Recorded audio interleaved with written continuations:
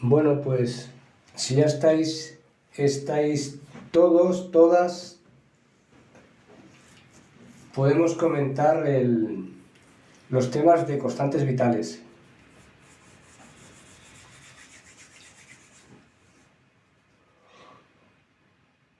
¿Se me oye? Sí, Tomás. Bueno, sí escuchamos. Gracias. Vale, vale. Sí, se te oye perfectamente, profe. Gracias, gracias. Es que tengo puesto un micro que no sé si capta bien la voz, que hay veces que me ha fallado, pero bueno, parece ser que está captando bien. Perfectamente. Entonces, vamos a hablar de las constantes vitales. Normalmente, pues, algo tan básico y fundamental para ver cómo está un individuo fisiológicamente, ¿no? Fisiológicamente se entiende el equilibrio de la homeostasia del cuerpo. Homeostasia significa que el cuerpo está en equilibrio, ¿no? ¿Qué es la homeostasia? Muchas veces lo hemos comentado. Bueno, quizás no he reparado en comentar qué es la homeostasia, pero vosotras tampoco habéis preguntado qué es la homeostasia. No es una señora de Burgos, ¿no? Nadie preguntó qué es la homeostasia, ¿no? Pues mira, la homeostasia es la manera que tiene el cuerpo de mantener todos los parámetros vitales en equilibrio. Los parámetros vitales quiere decir, si hace calor, el cuerpo suda y se enfría, ¿no? Si hace frío, el cuerpo tirita y se calienta.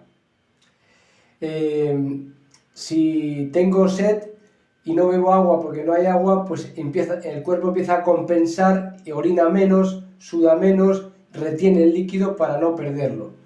Bueno, el cuerpo siempre busca la manera de buscar el equilibrio. Con los valores de la temperatura igual, cuando sube mucho la temperatura, pues lógicamente el cuerpo suda para crear un enfriamiento y bajar los niveles de temperatura, ¿verdad? Si pierdo sangre, entonces el cuerpo empieza a acelerar el ritmo cardíaco y pasa de tener 60 a 100, que sería lo normal, pues empieza por 100, 105, 110, 115, 120, 130, para compensar la pérdida de sangre, ¿no? En un caso de una hemorragia o una pérdida sanguínea que tuviéramos por un accidente. La tensión arterial. Si una persona, por lo que sea, por la pérdida de líquidos, por la falta de ingesta de agua, por alguna fiebre o por un calentamiento exagerado, pues a veces la tensión se puede venir abajo y el cuerpo lo que hace es compensarla y la sube, genera una subida también para intentar remontar ese problema hasta que se estabilice, o al contrario, ¿no? Está demasiado alta por algún motivo de presión, el cuerpo intenta bajarla perdiendo líquidos, generando calor, teniendo diarrea, etcétera, lo que sea, ¿no? Eso es la homeostasia del organismo. Esa es la manera que tiene el organismo de defenderse. Entonces, ¿cuáles son los parámetros a los cuales teníais problemas? Mirad, aquí hemos puesto curso de atención sociosanitaria, ¿no? El módulo 10-19 que estamos haciendo y la unidad formativa 131, en la que estamos ahora. Pero estamos haciendo un repaso del módulo 10-18. Estamos haciendo un repaso. Voy a quitar esto para poder escribir, que yo creo que lo veis desde ahí, ¿no? ¿Sí se ve? Vale, entonces, ¿qué vamos por...? Sí, gracias. Sí se ve. Muy bien. ¿Por qué parámetro podemos empezar primero? A ver, por el ritmo cardíaco. El ritmo cardíaco, ¿no? Lo que son los latidos, RC, ¿no? Ritmo cardíaco o latidos cardíacos, lo normal sería 60 a 100. Lo normal sería de 60 a 100. ¿Por qué? Porque esto es lo que una persona normal, ni deportista, ni nada de esto, suele tener, y también hay momentos que pueden llegar a 100 por motivos emotivos, por calor, por frío, etc. Pero claro, ¿cuáles serían los parámetros a tener en cuenta cuando esto se altera? Si tuviéramos más de 100, tuviéramos 101, ya empezaríamos a pensar y a decir que estamos en taquicardia, ¿vale? 101, 102, 103, 104, 105, para arriba, ¿no? Ya diríamos, está un poco taquicárdico la persona.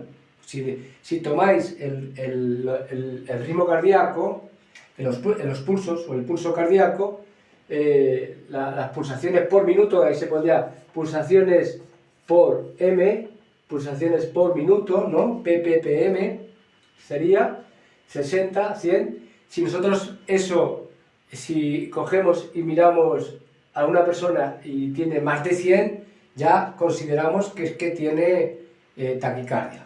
¿Qué ocurre si la persona tiene menos de 60? O sea, aquí, menos de 60, que pueden ser, vamos a ver, puede tener 58, 59 y no le damos a mucha importancia. Pero como tuviera 50, voy a borrar esto que se ve mal, 50 pulsaciones por minuto, si tuviéramos 50 pulsaciones por minuto, o sea, bajando de 60, aquí habría que considerar lo que es una bradicardia.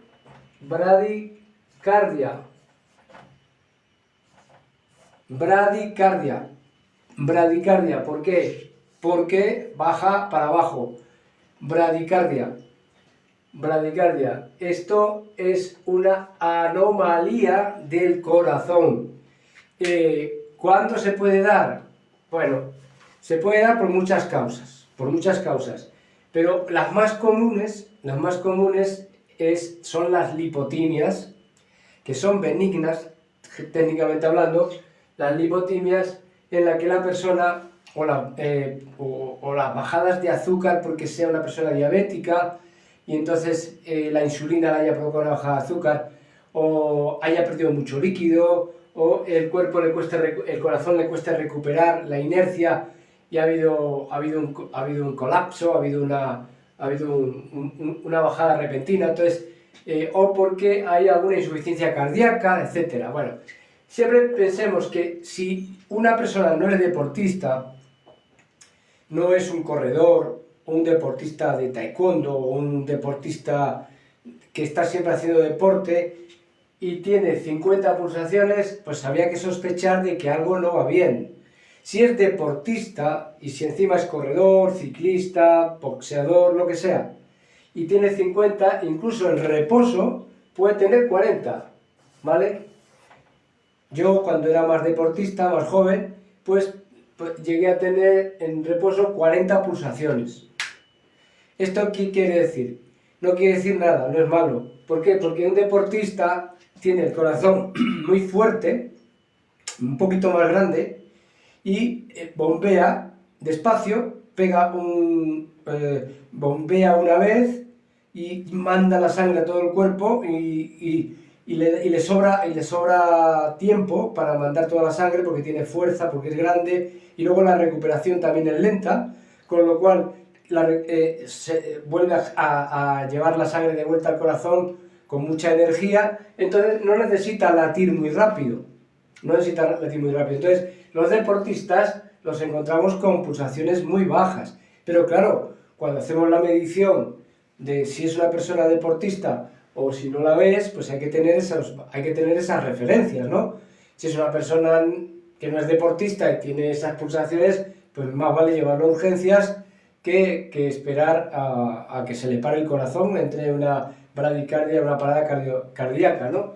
Entonces, bueno, ya sabéis, 60 a 100 normal, de 100 para arriba, si un corazón empieza a 100, 101, 102, 103, 104, 105, 120, 130, 140, 150, 160, y eso no para, puede entrar en una fibrilación auriculoventricular. O sea, directamente puede entrar también en parada, porque la aceleración del corazón va a ocurrir que no es capaz de mandar la sangre al cuerpo. O sea, un corazón que está latiendo a muchísima velocidad no puede llevar la sangre a todo el cuerpo y al final esto se llama fibrilación ventricular. Se llama fibrilación porque el ventrículo es imposible que a esa velocidad pueda mandar sangre al cuerpo, con lo cual entra en estado fibrilar y eso es sinónimo de que se va a producir una parada cardíaca y cardiorrespiratoria. Entonces, si vemos mucha taquicardia, también tenemos que intentar tranquilizar a la persona, pero llamar a urgencias. Por ejemplo, hombre, si está en 120, ¿verdad? Pues no. 130, pues como que tampoco, en principio no hay que eso, pero si vemos que ese 130 se eleva y ese 130 no baja y la circunstancia no ha sido circunstancial, no ha sido puntual, pues sí hay que empezar a llamar a urgencias porque 130 ya es anómalo de por sí, sea básico y puede ser que se estuviera dando una fibrilación y no nos estamos dando cuenta, ¿no? Entonces sí que es verdad que hay que tener cuidado. Llegar a 120 nos ocurre a todos, ¿eh? Cuando uno hace unos cuantos ejercicios, se mueve mucho, se excita, le dan una buena o mala noticia, llegar a 120 es muy fácil, pero se mantiene en un tiempo corto y luego ya decae otra vez, con lo cual no es problemático, no pasa nada. Cuando hacemos deporte conseguimos llegar a 120 y tantos, con lo cual tampoco es patológico. Bien, esto del corazón todo el mundo lo tiene claro. Cuando tomamos ¿Nadie tiene dudas? Ahora sí, ya me ha quedado claro a mí que yo tenía duda en eso, profe. Vale, pues nada, estupendo, mira. Gracias. Nada, mira, no hay dudas. ¿Sabes? Mira, la única duda que creo que podéis tener es preguntar, ¿dónde tomo el pulso? ¿No? Entonces, pues lo puedes tomar en montones de puntos, claro. Mira, lo puedes tomar aquí en el radial, en el hueso radial, en la punta radial, en el radio del brazo, ¿no? En la región radial del brazo, aquí está el dedo gordo, pues debajo del dedo gordo, ahí con estos dos dedos tomamos las pulsaciones y se nota muy fácilmente y ahí podemos contar. También podemos tomarlas en la carótida, con dos dedos, a un lado o a otro, no a los dos, a un lado u otro, también podemos tomarlo ahí. Mira, en el hueco popliteo de la rodilla también se puede tomar porque ahí pasa otra arteria. También podemos tomar en la parte interna del brazo, que hay otra arteria. También podemos tomarlo en la axila, que tenemos otra arteria también superficial, ¿no? También se puede tomar entre el dedo gordo del pie y el dedo largo, entre el gordo del pie y el dedo largo aquí, y aquí también en la mano, aquí donde tengo yo ahora el dedo, ahí también tomamos el latido cardíaco, ahí también, aquí, pues abajo en el pie ocurre lo mismo también, se llama pedio, ¿no? Pulso pedio, y aquí en esta región del dedo pulgar y el índice, aquí justo tenemos también una arteria y podemos escuchar el ritmo cardíaco. O sea que tenemos muchos sitios. También en la punta del corazón, ¿no? Cogemos un fonendo y lo colocamos aquí o ponemos el oído aquí en el pecho y vamos a escucharlo también. Si ponemos por detrás con un fonendo, ahí lo más probable es que escuchemos los ruidos respiratorios y nos confunda, porque sabéis que los pulmones están pegados atrás y es más difícil escuchar el corazón porque los pulmones cubren la espalda, es un poco más complicado, es mejor escucharlo por este costado, así, en esta línea izquierda, aunque en algunas cámaras cuando muevo la mano derecha aparece en la izquierda porque hay una inversión en modo espejo que no he sido capaz de solucionar algunas veces en el teléfono, no he sido capaz de solucionar, lo intenté arreglar, se ha vuelto a descolocar. El modo espejo quiere decir que si levanto la mano derecha, ahí veis la izquierda, si te das cuenta, ¿no? ¿Os dais cuenta? Derecha, que vosotros veis la izquierda, me parece, ¿o no? Sí, ¿no? Creo que sí. Vale, pues hemos visto lo que es el ritmo cardíaco y ahora vamos a ver la respiración.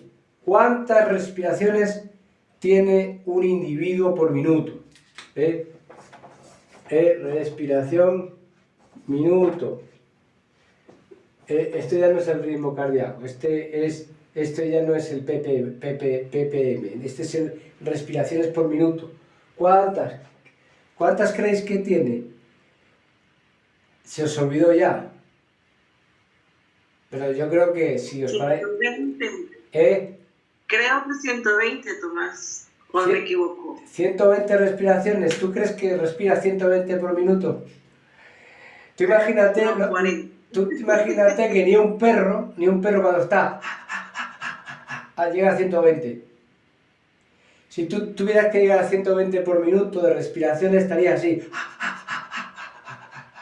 ¿Vale? Estarías taquisneica, pero a tope, ¿no? Te entraría un... No, pues me he equivocado. Claro, porque esto no te ocurre a ti sola, Rosana. Le ocurre a montones de personas. A veces cuando uno está muy familiarizado con el tema, confundimos ritmo respiratorio con ritmo cardíaco y todo ese tipo de cosas, ¿sabes? Es normal. Acordaros que la respiración es la respiración las veces que entra el aire y exhala por la boca, y si os dais cuenta, pues es muy lento, ¿no? Es lento y cuando estás relajado, más lento todavía, salvo que tengas un problema respiratorio, ¿no? Si tienes un EPOC o tienes un asma en un momento que está agudo, o tienes una bronquitis, o un catarro, una neumonía, un problema, el que sea, un problema respiratorio, entonces ahí se acelera probablemente y vaya mucho más rápido. Pero mirad, tenemos alrededor de 14, 17 como mucho, de 14 a 17 por minuto. A veces podríamos decir que tenemos 12 y es lo normal. Cuando estamos más tranquilos, relajados, pues está en 12. 14, 17 es lo normal. Más de ahí, tener más por minuto, podemos pensar que hay algún problema respiratorio, un problema pulmonar, bronquial, ¿no? Algo raro, o sea que si tuviéramos más de 17, de 18, 19 para arriba, taquipnea, taquipnea. La taquipnea, ya sabéis que se escribe así, tal cual suena. Taquipnea, con una P, taquipnea, es porque va por encima de 17, 17 respiraciones por minuto. Si está por debajo de 14, por ejemplo, no 12, sino si está en 10, 9, 8, 7, esto ya lo vamos a catalogar que tampoco es normal y que es una bradypnea. Bradypnea.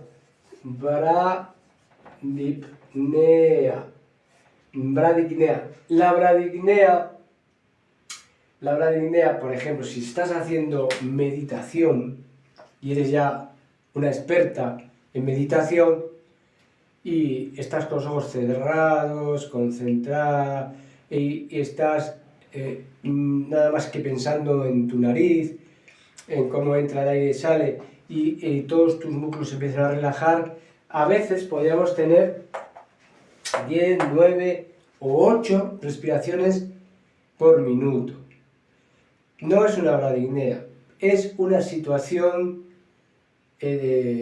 profunda de relajación que en un momento determinado el cuerpo cada vez respira menos, aprovecha más el oxígeno porque está inmóvil, no se mueve, está muy concentrado en ese éxtasis de la meditación y entonces podríamos tener pues muy pocas respiraciones, pero tampoco es lo normal, ¿vale? Estamos hablando de que eso son técnicas especiales que se van consiguiendo con el paso de la práctica, pero que dentro de la normalidad en personas normales, si tenemos una persona enferma que tiene 14, 17, está normal en la respiración, pero que si empieza a tener 9 por minuto, 10 no le va, 10, vamos a empezar a pensar, si la persona está enferma, si tiene 10 vamos a empezar a preocuparnos, pero empieza a tener 9, 8, está respirando muy poco, una persona enferma no puede respirar tampoco. Entonces hay que pensar que está en estado de bradypnea y hay que avisar al médico o a las urgencias. Si está por encima, que está 18, 19, 20, 20 y tantas, 30, esa taquipnea también hay que tenerla en cuenta porque ahí está pasando algo, que hay muy mala ventilación, se puede juntar con una taquipnea también, o sea, con una taquicardia, y puede ser que haya un problema de circulación, de respiración, inflamación pulmonar, un hemotoras. Un hemotoras es una inflamación dentro del pulmón de aire, o hidrotoras, una acumulación de aire dentro del pulmón. O sea, cosas graves, puede haber cosas graves. Entonces siempre hay que tenerlo en cuenta. Hay que tenerlo en cuenta. Vale, pues ahora hemos visto, ya todo el mundo se acuerda, ¿no? Se acuerda que respirar es simplemente 12 a 14, a 17 como mucho, respiraciones por minuto. Eso es respirar. Que todo lo que vaya para abajo, para arriba es anómalo. Y hay que tenerlo en cuenta. ¿Y cómo? Ahora me preguntaréis, ¿y cómo tomamos la respiración? ¿Cómo sé yo que esa persona está respirando tanto por minuto si no veo nada? Si ves, por ejemplo, cuando la persona está tumbada y nos ha dicho el médico que vayamos a ver cómo respira, cómo está cómo le vemos, que le midamos la cantidad de respiraciones que tiene, pues nos acercamos a la persona,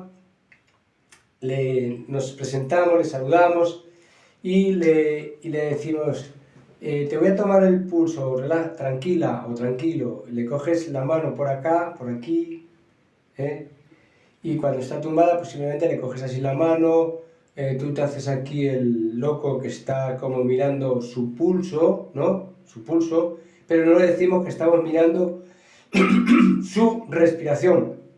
No le podemos decir que estamos mirando su respiración porque entonces la va a alterar, la va a modificar y eso no nos va a dar la medida exacta. No sé si se escucha así, ¿no? Vamos a mostrar esto. Sí, escuchamos. La reunión se está transcribiendo, no sé. Se está transcribiendo, vale. Bien, entonces, dice, como nosotros le cogemos el pulso con la mano y cuando estamos con nuestro reloj o con el teléfono para medir el cronómetro, lo que hacemos es, sin que la persona se dé cuenta, estamos mirando el pecho, le estamos mirando el pecho.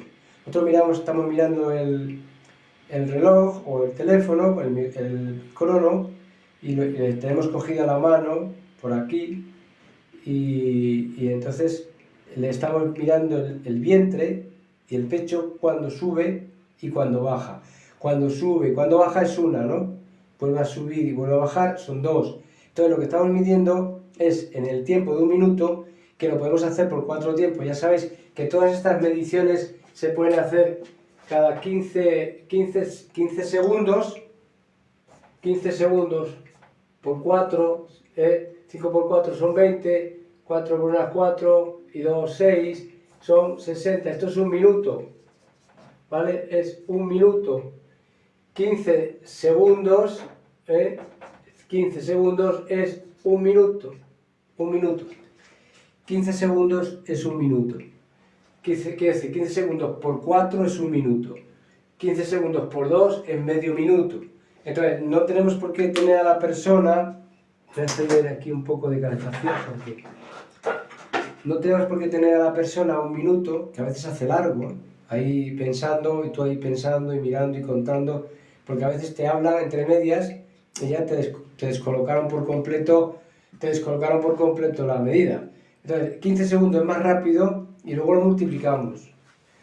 15 segundos, si yo he esperado 15 segundos y yo lo que estoy buscando es el minuto, que es la numeración que se utiliza para esto, pues digo, claro, 15 por 4... 15 por 4... Tened cuidado, no activéis los micros, que se interfiere y todo. 15 por 4 es un minuto. Entonces, si en 15 segundos, en 15 segundos la persona ha tenido 5 respiraciones por minuto, 5 respiraciones por minuto, ¿cuántas ha tenido en un minuto? Si ha tenido 5, 20, ¿no?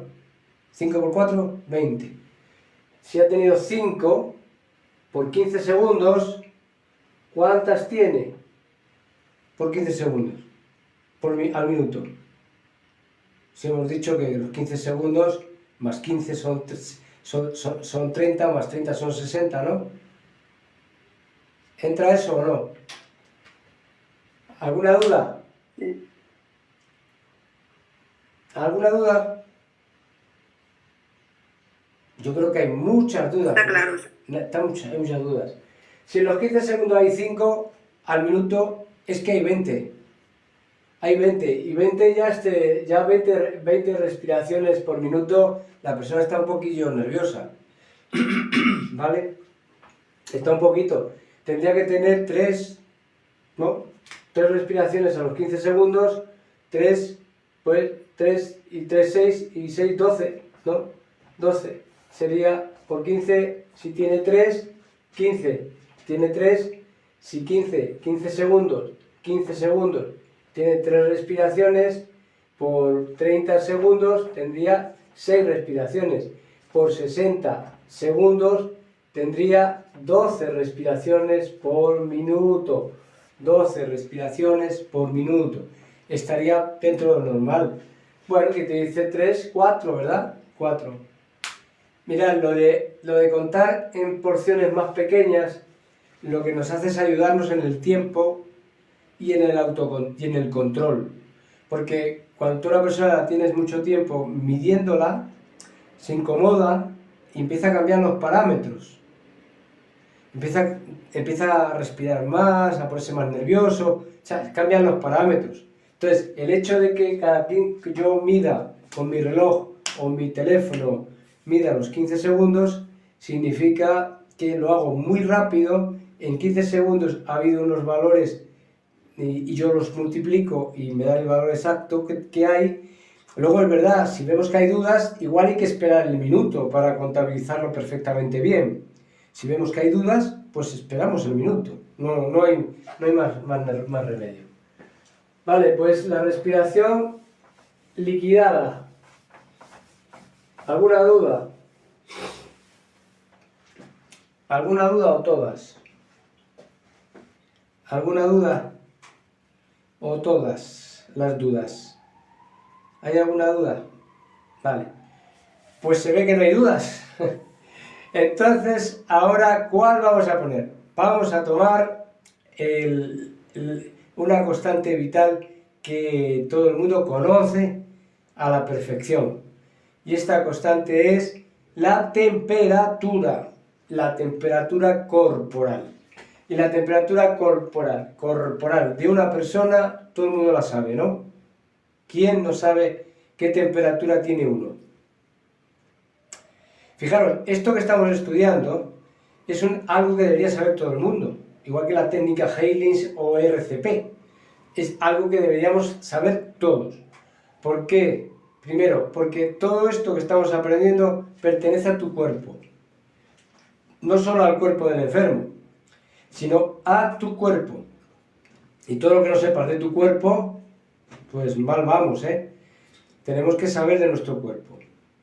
Así que ya no digo que, bueno, que me escribáis para ver qué es lo que dicen las líneas de la mano, que es un tema más espiritual, ¿no? Y metafísico, pero que no sepamos cómo funciona nuestro cuerpo, pues es malo para nosotros mismos. Entonces, la temperatura del cuerpo humano está en 36,5, 36,5. Esto es una temperatura axilar,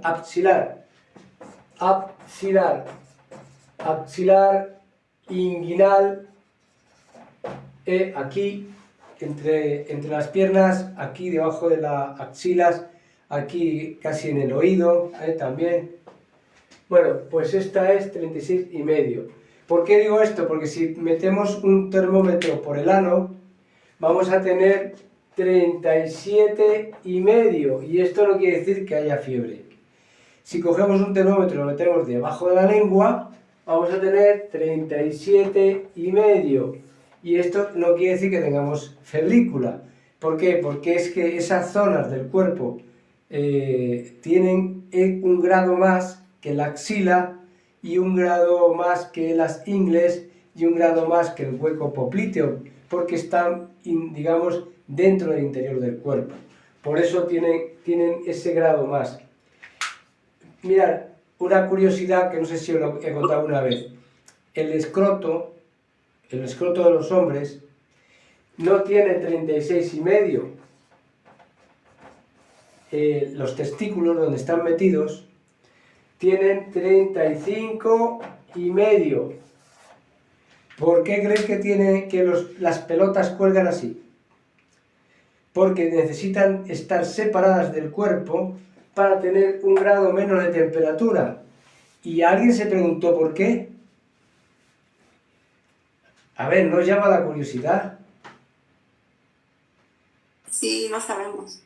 ¿Por qué razón es así, Tomás? La curiosidad, pues fíjate, ¿por qué veis que los hombres le cuelgan las pelotas, no? Pues lógicamente es para tener un grado menos, porque los espermatozoides se tienen que mantener en un grado menos, porque si no podrían morir como mueren las bacterias, los hongos, los virus y todo eso con la temperatura del cuerpo. El cuerpo cuando tiene 37,5, ya el cuerpo, cuando tú te pones un 37,5 en la axila, dentro de la boca estamos en 38,5 y en el ano 38,5. Esto es febrícula y la febrícula produce muerte bacteriana y vírica. Todos los bichos se mueren según va subiendo la temperatura. Y los espermatozoides, que son poco más que bichitos pequeñitos al microscopio, que parecen bacterias por ahí moviéndose, tienen que estar en suspensión para que no se mueran con el calor del cuerpo y tener mejor calidad espermática, ¿no?, en el hombre. ¿Qué ocurre? Ahora, hace unos años, cuando se llevaban los pantalones ajustados aquí a las pelotas, donde estaba todo ceñido el hombre, muy apretado, con los testículos demasiado subidos, pegados completamente al cuerpo. Pues que hubo una época en la que la calidad del espermatozoide descendió, disminuyó y había menos embarazos o más dificultades para el embarazo porque el espermatozoide era de menos calidad y había más espermatozoides muertos que vivos por motivos de la presión de la ropa y de los calzoncillos apretados hacia arriba y tal. Porque antiguamente, acordaros cómo vivían nuestros abuelos, con unos calzoncillos largos que se ponían debajo, que nunca le apretaban las pelotas hacia arriba, ¿no? Y también, más atrás, más ancestralmente, pues los hombres vivían con un taparrabos, pero aquello estaba moviéndose para acá y para allá, quiere decir que no se generaba calor en esa zona, con lo cual los espermatozoides se mantenían mucho más estables, mucho más vitales. Sí, aunque te rías, Yasmín, tenía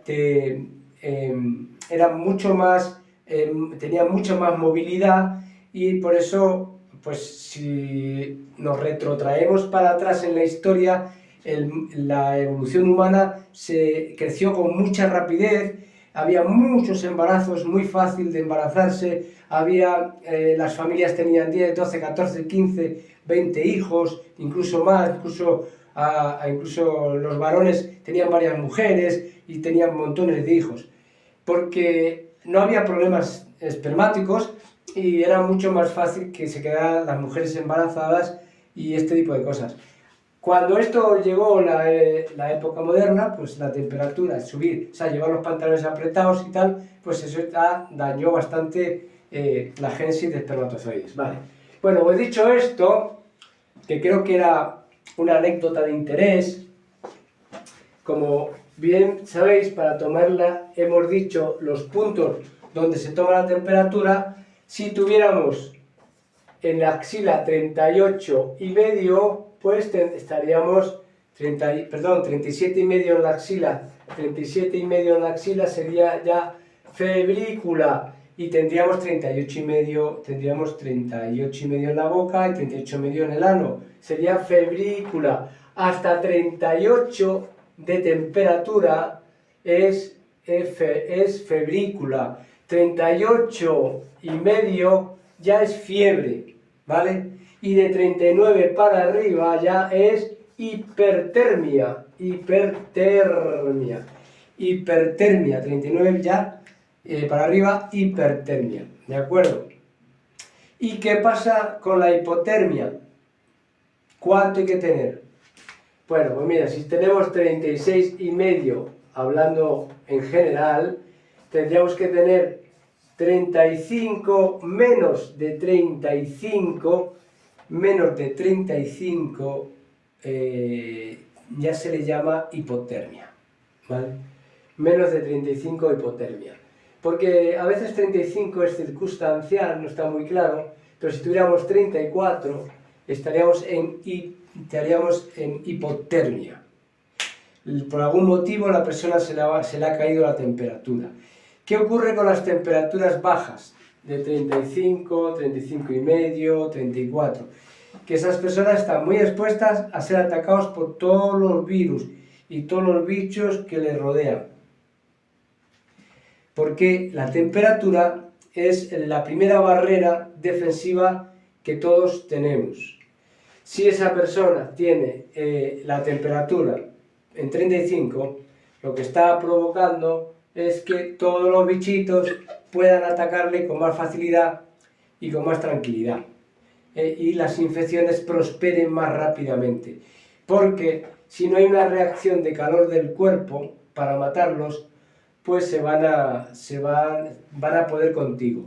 Una técnica importante, cuando alguien se encuentre maluco, que tenga infección de garganta, que crea que está malito, que tiene infección en el cuerpo, una buena técnica, aparte de ir al médico y lo que te diga tu médico y todas esas cosas, es llenar una bañera de agua muy caliente, llegando a los 40 grados más o menos, y si le puedes echar sal, mejor.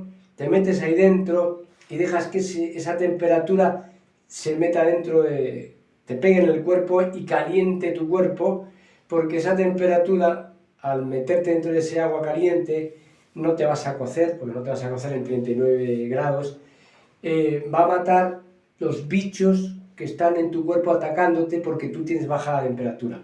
Entonces te vas a curar más rápido que si esperas a que te vaya subiendo la fiebre, a que te vaya tal, a que estoy tiritando, me pongo la manta, no sé qué, no sé cuánto. Antiguamente se usaban las bolsas de agua caliente, se las ponía la gente en el cuerpo, se metían en la cama con ellas y buscaban el calor para poder cuanto antes acabar con los bichos. Bueno, pues ahora se hace con la hidroterapia, ¿no? ¿Qué ha pasado? Que nos han engañado. Nos dijeron que había que quitar las bañeras de las casas para no gastar agua. Fijaros la cantidad de agua que hay.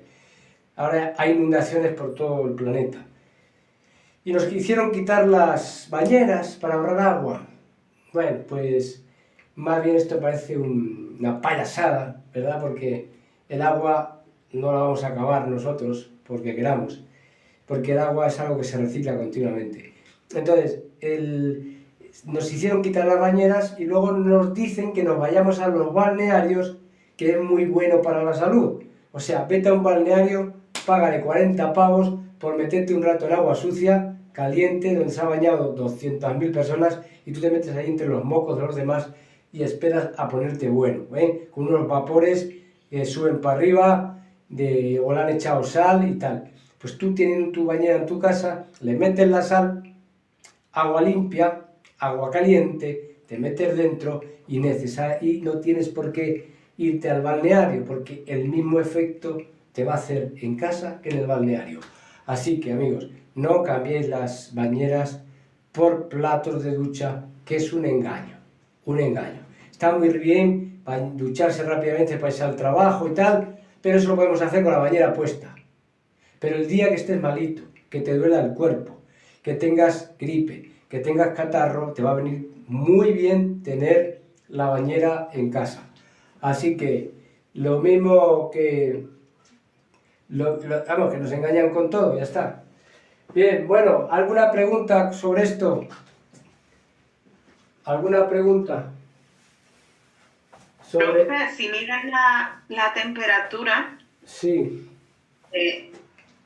es curioso porque no lo sabía, digamos, cuando llevo a mi hijo, al médico, y él está con 2 días de fiebre, de 38.8 o .9. Y las pediatras siempre, cuando solo va con fiebre y no tiene ningún síntoma por 2 días, siempre le tocan sus huevitos, sus testículos. ¿Es por la temperatura? Sí, a veces les tocan los huevitos por si tuviera paperas. ¿Paperas dónde? ¿En los testículos o...? Paperas es un virus. Las paperas Vale. es un virus. Paperas en nuestro país, paperas le decimos en nuestro país que se nos inflaman los 2 mofletes. Los 2 mofletes, pero también los testículos en los chicos. Y puede empezar por los testículos en los niños, ¿sabes? Entonces, vale. como hay... Entonces, por eso le tocan los huevitos. Claro, lógicamente.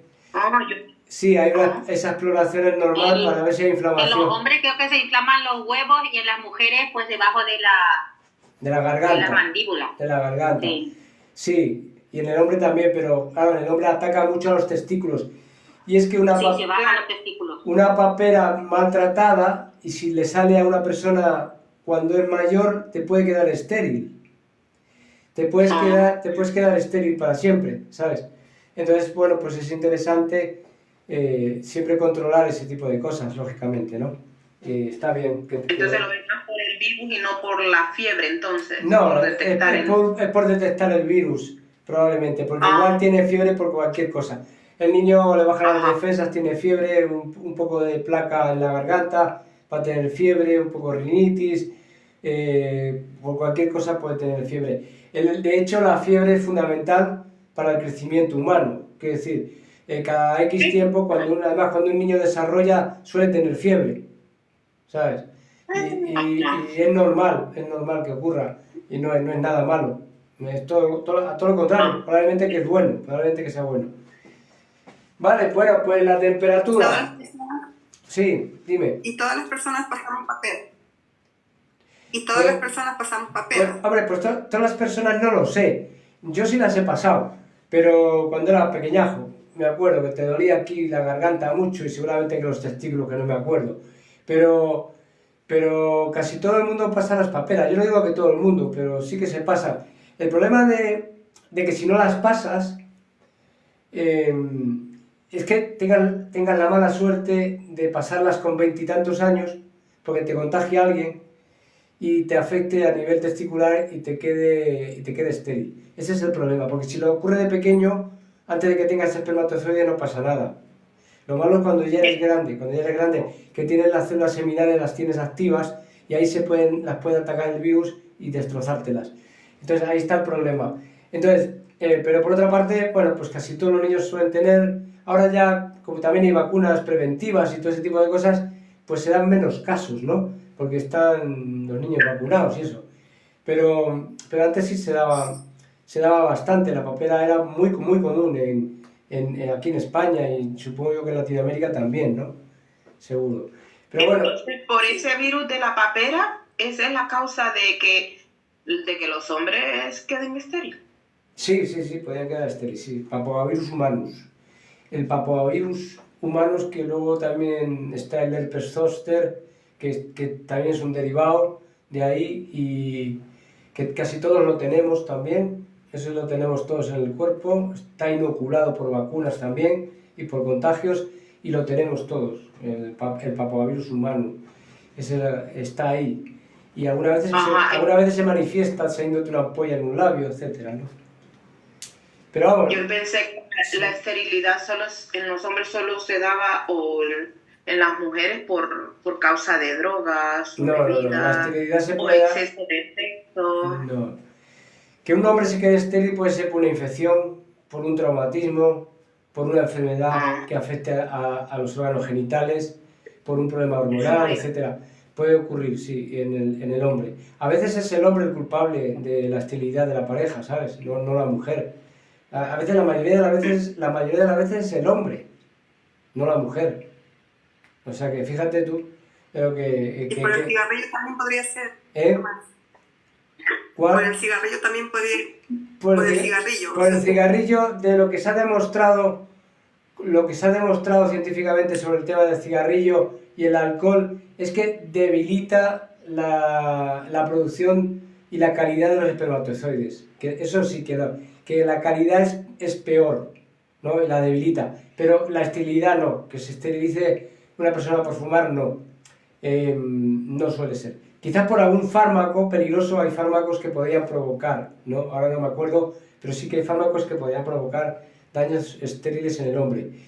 Y este tipo de enfermedades que hemos dicho, y bueno, en general todas las drogas, ¿no?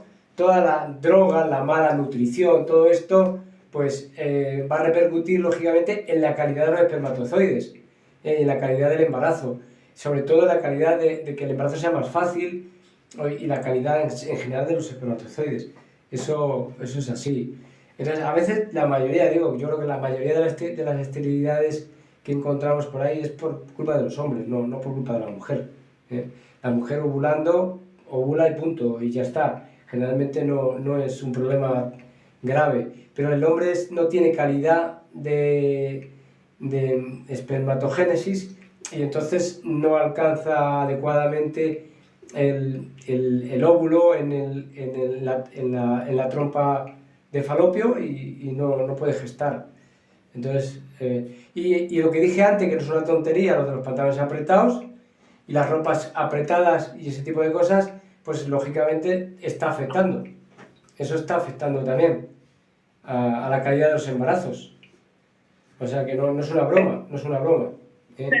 Hay mujeres, bueno, no sé en general, pero yo conozco varias chicas que su útero no está bien formado y por eso no han podido salir en embarazo. Pero eso es por genética. Eso es otra cosa, claro. Eso, si hay un útero inmaduro, porque no maduró adecuadamente en la génesis de su nacimiento,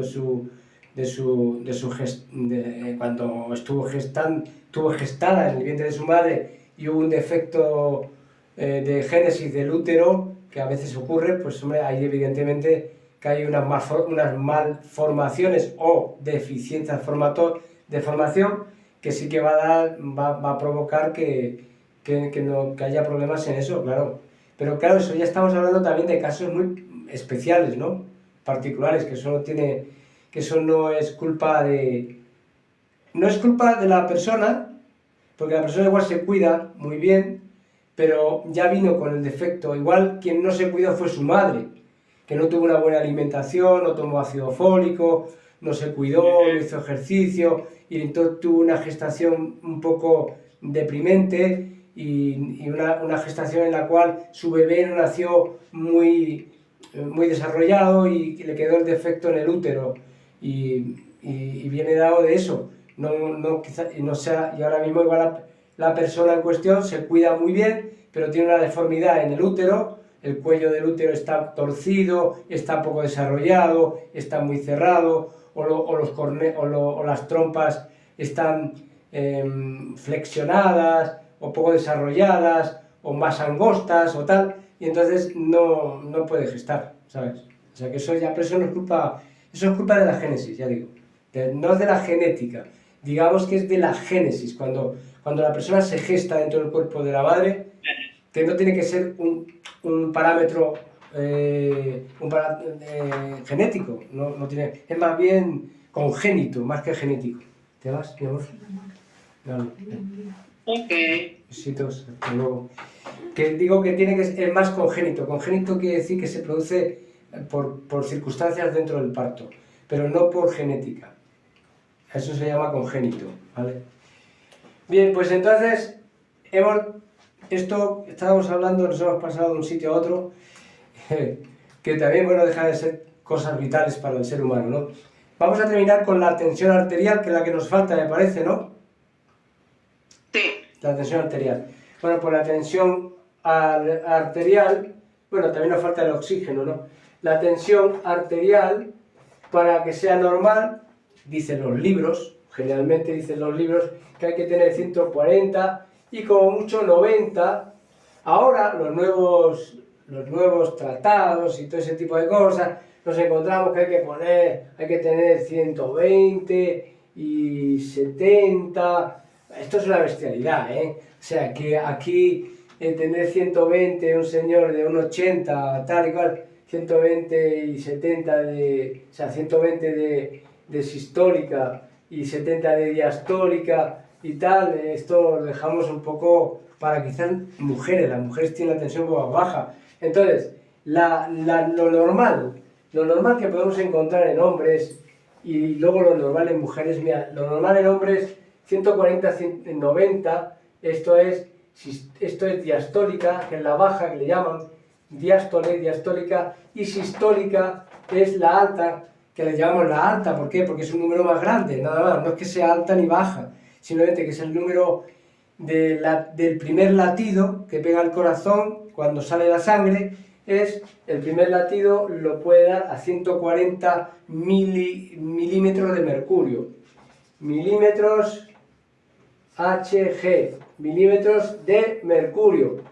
A eso pega la presión del corazón, la primera, y cuando da la última, la da a 90, a 90.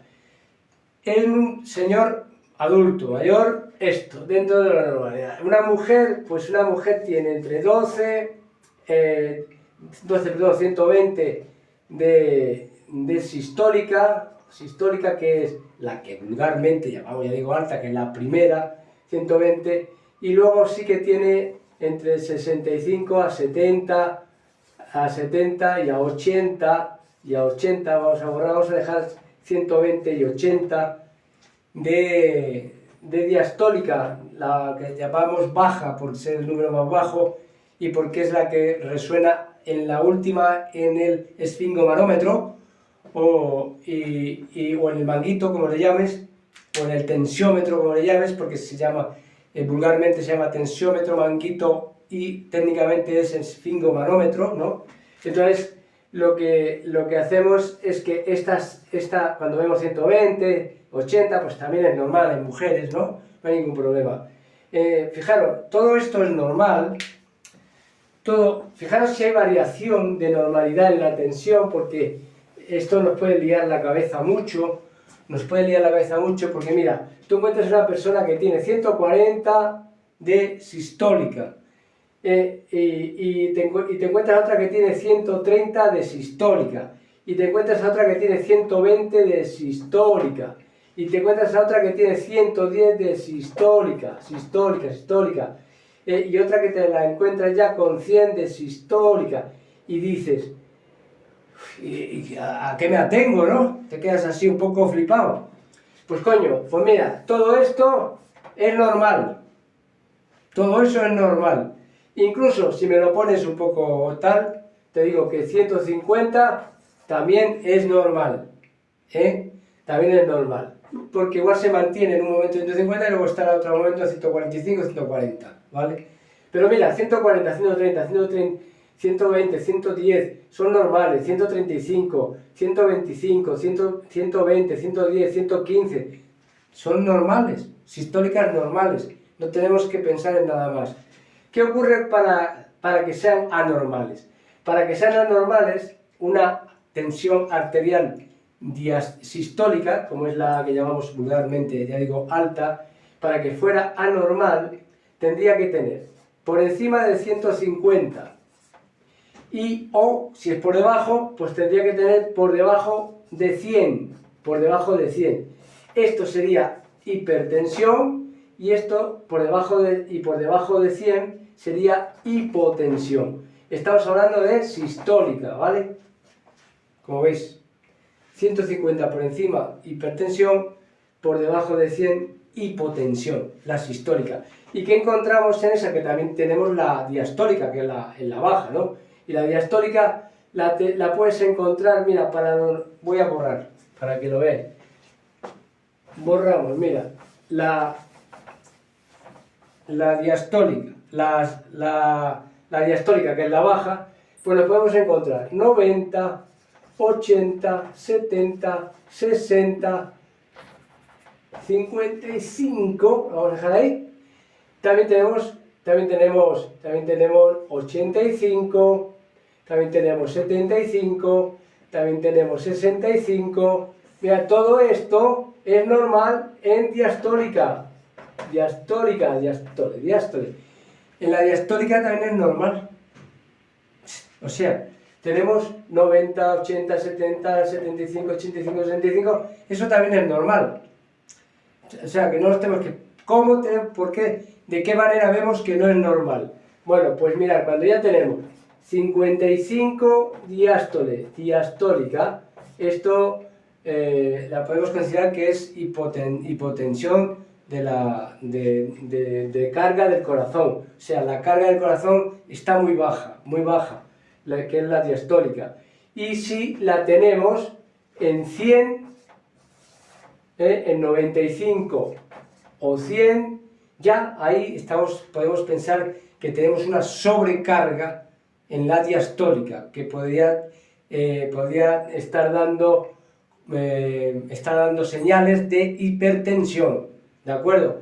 Entonces, si tenemos más de 90, ya ahí nos tiene que encender la lucecita. Si tenemos menos de 60, 55, también la lucecita como hipotensión. Y por encima, y llegando a 100, 95 para arriba, pues tenemos que pensar que también puede haber una hipertensión en la sobrecarga, en la carga del corazón, ¿de acuerdo? Porque la baja es la carga del corazón, cuando el corazón recoge la sangre y luego la echa con la sístole, ¿no? La sístole, diástole, pum, sístole, pum, diástole, pa, acá, sístole, echo la sangre, diástole, recojo la sangre. Vale, bueno, pues esto es, como veis, un montón de números y solo nos tenemos que fijar en los más altos y en los más bajos, porque lo demás está dentro de los márgenes normales, como la vida misma, como que cada cual tenemos nuestros parámetros naturales, ¿no? Somos personas que somos diferentes, emotivamente estamos diferentes, los momentos diferentes, nunca es la tensión igual, nunca está igual de estable, hay variable en el día, nunca está lineal como la vida misma, la vida no tiene linealidad, la vida tiene picos, como ya os dije el otro día, picos malos, picos buenos, picos regulares y picos jodidos, ¿no? La vida es así. Vale, entonces... bien, ¿qué nos faltaba? Bueno, el oxígeno, ¿no? El oxígeno, mirad, cuando metemos el pulsi en ese aparato, que por aquí tenía yo uno que lo estoy buscando y no lo encuentro. A ver, pues si lo encuentro o no lo encuentro. Bueno, no lo encuentro. Lo tendré en otro lado, porque me cambio de tantos sitios, voy de un lado para otro. Bueno, el pulsiosímetro, ya sabéis que es lo que se mete el dedito y te da el oxígeno, ¿no? Bueno, pues el oxígeno tiene que estar alrededor de 100 en el marcador, entre 95 y 100. Hola. Más de 100 no va a estar. Lo único que podemos encontrar es que esté por debajo, bastante bajo, por debajo de 95. Entonces, lo podemos tener en 90, bueno, pues se puede decir, esta persona en 90 no satura bien, pero tampoco es tan grave, depende de la edad y todo eso, no satura bien. Me voy a quemar. Vale. Mira, no satura bien, pero si tenemos ya 85, ya tenemos bajada importante, ya es desaturación de oxígeno, es desaturación de oxígeno. Si tenemos 85 de oxígeno, es desaturación de oxígeno, y entonces esto ya es muy preocupante, Y si tenemos 80, podríamos decir que es hipoxia. La hipoxia hay que llamar urgente, por debajo, por 80, de 80 ya hay que tener 85 es de saturación de oxígeno, de saturación, hay que estar controlándolo, porque si baja a 80 es hipoxia. Igual hay que empezar a decir que está con 85 de oxígeno, ya hay que empezar a dar toques a la enfermería, al médico o a quien sea, porque con 85 de oxígeno la persona puede que esté pasándolo mal. Entonces, está en desaturación y aquí en 80 está en hipoxia. Está chungo, un poco más y se nos muere. Baja un poco más y va a poder entrar en una parada cardiorrespiratoria, cardíaca, ¿vale? Entonces, acordaros, 95 o 100 no es normal. 95 o 100 de oxígeno en el pulsi es lo normal. Y luego creo que faltaba otra cosa. Que no me acuerdo. Otra cosa que era, aparte del oxígeno, había otra cosa que se nos ha olvidado. ¿Qué se nos ha olvidado? A ver, ¿quién lo recuerda por ahí? El oxígeno, ¿qué más? La temperatura, parámetros de ¿qué? Algún parámetro me falta, no me acuerdo. Pero creo que tenía yo en la mente otro parámetro y creo que se me ha ido el angelito al cielo. ¿Alguien podría acordarse de esto? Ah, la sangre. La sangre, lo que es la glucosa. Glucosa, que esto es un parámetro vital. Si lo tomasteis el otro día en clase. Ay, señor. Glucosa. A ver, ¿cuánta glucosa tenemos que tener? ¿Quién lo sabe? Cuando uno se levanta por la mañana, ¿cuánto hay que tener? ¿Cuánto? Bueno, pues veo que no nos aplicamos bien en la clase esta, ¿eh?